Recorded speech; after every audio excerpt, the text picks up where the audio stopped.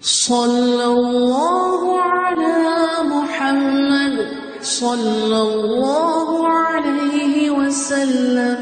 اللهم صل على محمد النبي الأمي وعلى آله وسلم تسليما. بسم اللہ الرحمن الرحیم والصلاۃ والسلام علی رسولہ الکریم. آج ہم باب الایمان کی حدیث نمبر 16 جو کہ بخاری شریف کی حدیث نمبر 24 ہے اس کا مطالعہ کریں گے. اور یہ باب الحیا من الایمان ہے کہ حیا بھی ایمان میں سے ہے.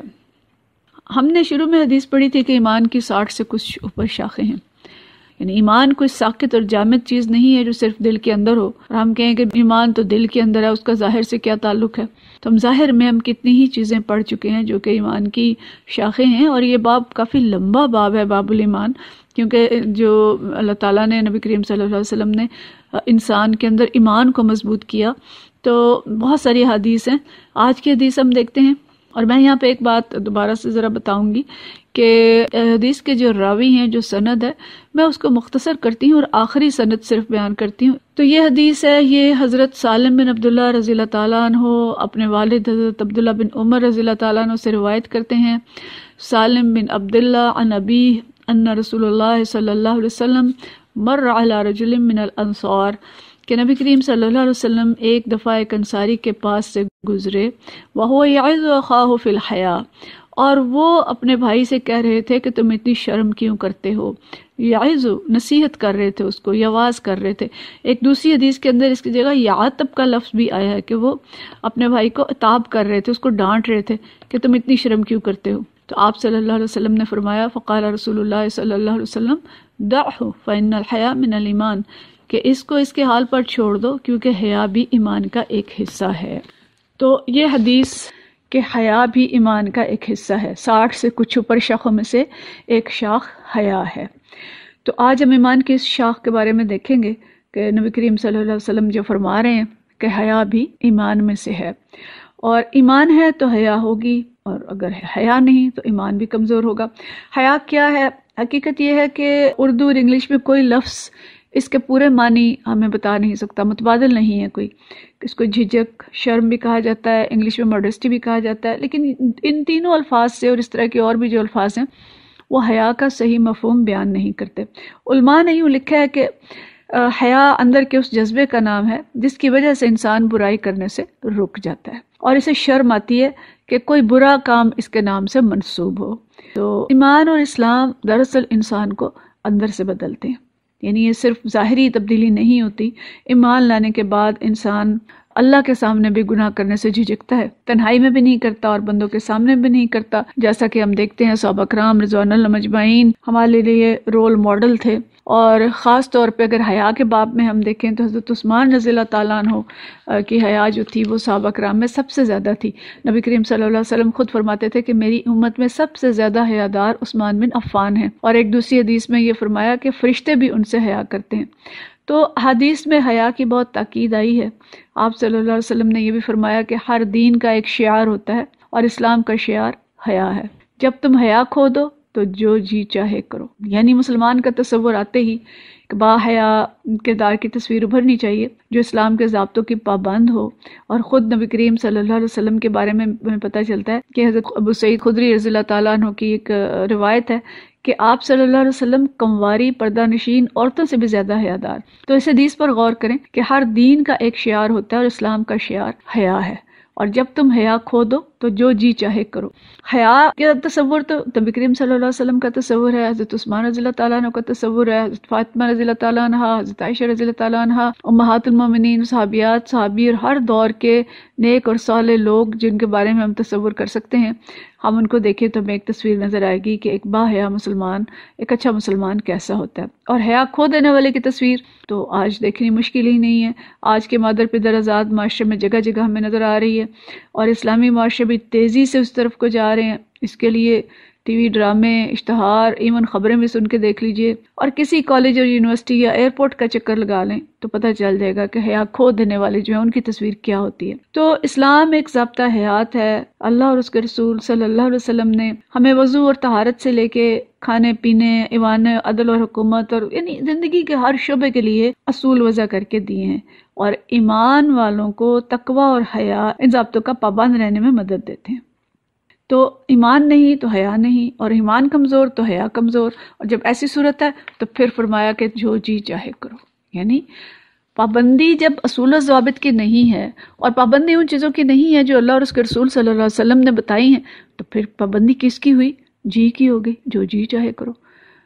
پابند میں آزاد رہنا چاہتے ہیں نا، آج کی انسانیت آزادی مانگتی ہے کہ انسان کا جو حق ہے اس کو دے دیں۔ اب انسان کا حق کیا ہے؟ انسان کا حق اللہ نے ایک دائرے کے اندر اس کو پابند کیا ہے۔ انسان کا حق اللہ تعالیٰ کی بندگی کے اندر پوشیدہ ہے، شیطان کی بندگی میں نہیں ہے۔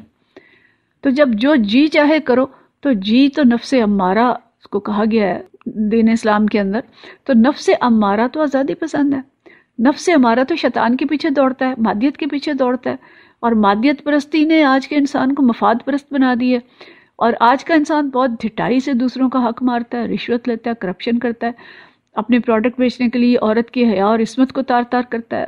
دیکھیں کہ بل بورڈ سے لے کے بازاروں، اسکولوں، کالجز، ہر جگہ تک مادیت نے انسانیت کو پست کر دیا ہے، انسانیت کہیں چلی گئی ہے، یعنی انسانی حقوق کے جو بات تھی یعنی اس سے بھی بات آگے بڑھ چکی ہے۔ تو آج کی اکثریت کا شعار حیا اور اسلام نہیں ہے، اس کا شعار پیسہ ہے، اور یہ پیسہ کس طرح سے حیا کو تھپک تھپک کے سلاتا ہے اور کس طرح سے انسان کو عاری کر دیتا ہے ایمان سے۔ آج آپ بچوں کے کھلونے اٹھا کے دیکھیں، گھڑیاں دیکھیں، اسکول بیگ، اس کی پینسل دیکھیں، کلر بکس دیکھیں، سب چیزیں حیاسوس تصویروں سے مزین ہیں۔ اور ڈاکٹرز کی یعنی ہماری حالت یہ ہوتی ہے کہ کلینک کے اندر میڈیکل ریپس آتے ہیں اور ہمارے سامنے لا کے ایک دوائی، اور ایسی دوائی جو زندگی بچانے والی ہے، اور اس کے اوپر لکھا ہوا ہے کہ انسان موت اور حیات کی کشمکش میں ہو، اور اس کے اوپر بھی جو تصویر بنی ہے وہ برہنہ عورت کی بنی ہے۔ یعنی اس قدر ایک پستی ہے اس وقت جو ہم دیکھیں۔ تو اسی لیے فرمایا کہ پھر جو جی چاہے کرو، اگر حیا نہیں ہے تو بس پھر تمہارا خدا کون ہے؟ پھر کس کے پیچھے بھاگ رہے ہو؟ تو نبی کریم صلی اللہ علیہ وسلم نے ایک دفعہ صحابہ کرام رضوان اللہ مجمعین سے فرمایا، یہ ترمذی کی حدیث ہے، کہ اللہ تعالیٰ سے ایسی حیا کرو جیسی کہ اس سے حیا کرنے کا حق ہے۔ حضرت عبداللہ بن مسعود رضی اللہ تعالیٰ عنہ فرماتے ہیں، ہم نے کہا کہ الحمدللہ ہم اللہ سے حیا کرتے ہیں۔ آپ نے فرمایا حیا کا مطلب صرف اتنا نہیں ہے کہ بس حیا کرتے ہیں، بلکہ اللہ سے حیا کرنے کا حق یہ ہے کہ سر اور جو کچھ اس کے اندر ہے ان کی نگہداشت کرو، یعنی اپنے افکار اور خیالات کی بھی حفاظت کرو، اور پیٹ اور جو کچھ اس کے اندر ہے اس کی نگرانی کرو۔ پیٹ کے اندر صرف غذا ہی نہیں جاتی کہ حلال حرام اور اس کی فکر ہو، بلکہ اس کے ساتھ ساتھ جو فکر ہے اس کے اندر شرمگاہ بھی شامل ہے، اور باقی جسم کے سارے حصے جو ہیں وہ شامل ہیں۔ تو حیا ایک ایسے جامع جذبہ ہے جو ہمارے خیالات تک کی حفاظت کرتا ہے، ہمارے معمولات زندگی کی حفاظت کرتا ہے، اور باحیا عورت اور مرد اپنے ستر کی حفاظت بھی کرتے ہیں۔ عورت کا سارا جسم ستر ہے، اور آج عورتوں کی اکثریت اگر ہمیں بے پردہ نظر آ رہی ہے تو اس کی وجہ ان کے اندر حیا اور ایمان کی کمزوری ہے۔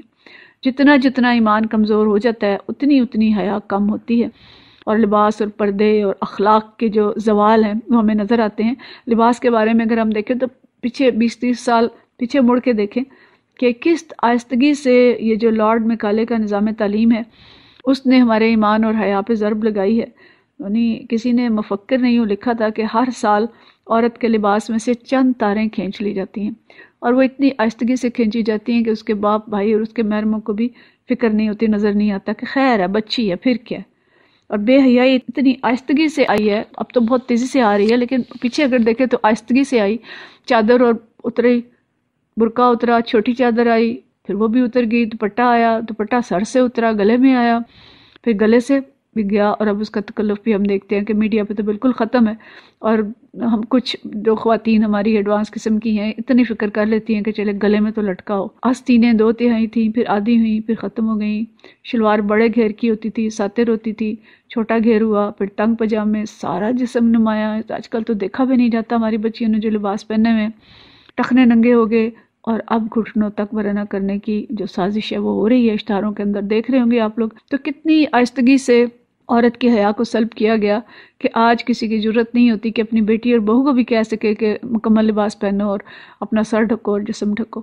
تو اسی لیے نبی کریم صلی اللہ علیہ وسلم نے فرمایا کہ حیا نہیں تو جو جی میں آئے کرو، تو جی میں آئے کرو بڑا ہی ایک سخت جملہ ہے۔ تو جب لباس مختصر ہو جائیں یا دوسرے ساری چیزوں میں بھی حیا ختم ہو جائے تو پھر کیا ہوتا ہے؟ ظاہر ہے بدکاری عام ہوگی، سر کے خیالوں کی حفاظت نہیں ہوگی تو حسد بغض نفرتیں عام ہوں گی، خاندانوں میں لڑائیاں ہوں گی، ملکوں کے اندر جو لسانی اور دوسرے تعصبات آئیں گے۔ تو اپنے خاندان کی حفاظت، اپنے معاشرے کے استحکام کے لیے ضروری ہے کہ اپنے اندر اور اپنے بچوں کے اندر حیا پیدا کرنے کی فکر کریں۔ اور اسی حدیث کے اگلے حصے میں جو ترمذی کی حدیث میں نے سنائی، اس کے اگلے حصے میں جو ہمیں اس کا حل بتایا گیا ہے وہ یہ ہے کہ اور موت کو اور بوسیدگی کو یاد کرو۔ جو شخص آخرت کو اپنا مطمع نظر بنا لے گا وہ دنیا کی ٹیپ ٹاپ سے کنارہ کش رہے گا۔ یعنی موت اور بوسیدگی کو یاد کرو کہ جو شخص آخرت کی فکر کرے گا، موت کی فکر کرے گا، اس کے اندر حیا پیدا ہوگی، یعنی اللہ کی طرف واپس جانا ہے۔ اللہ سینوں میں چھپے ہوئے راز اور دماغ کے خیالات تک سے واقف ہے۔ فکر آخرت، احساس جواب دہی انسان کو ضابطوں کا پابند بناتے ہیں اور مادیت کی طرف دوڑ روک کے اس کو اللہ کی طرف دوڑنے پہ مجبور کرتے ہیں، اور ظاہری ٹیپ ٹاپ کی بجائے انسان کو اس چیز پہ آمادہ کرتے ہیں کہ وہ اندر کی پاکیزگی اور سیرت کو سنوارنے کی طرف متوجہ ہو۔ اور ایمان ہی وہ چیز ہے جو دنیا کی لذتوں سے بچا کر آخرت کی راحتوں کی طرف متوجہ کرتا ہے۔ تو آپ صلی اللہ علیہ وسلم نے فرمایا کہ آخرت کی راتوں کو دنیا کے لذتوں پر ترجیح دے گا، اور جس شخص نے یہ سارے کام کر لیے سمجھو کہ وہ واقعی طور پر اللہ سے حیا کرتا ہے۔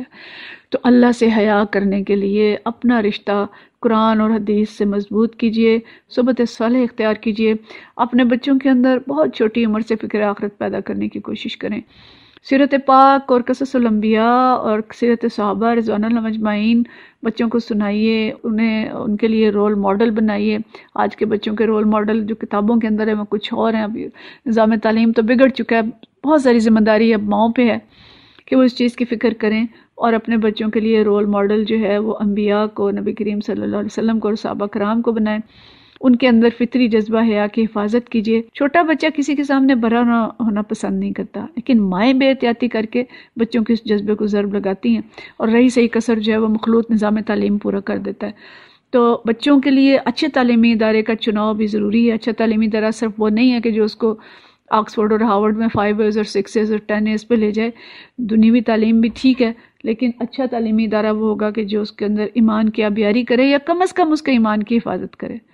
اس کے ساتھ ہمیں اپنے بچوں کی دوستیوں پہ، سوشل میڈیا کے استعمال پہ، موبائل کے استعمال پہ، ہر چیز پہ نظر رکھنا بہرحال ہماری ذمہ داری ہے، اس لیے کہ اللہ تعالیٰ نے خود بھی فرمایا کہ قوا انفسکم واہلیکم نارا، کہ اپنے آپ کو اور اپنے بچوں کو، اپنے اہل خانہ کو دوزخ سے بچانے کی فکر کریں۔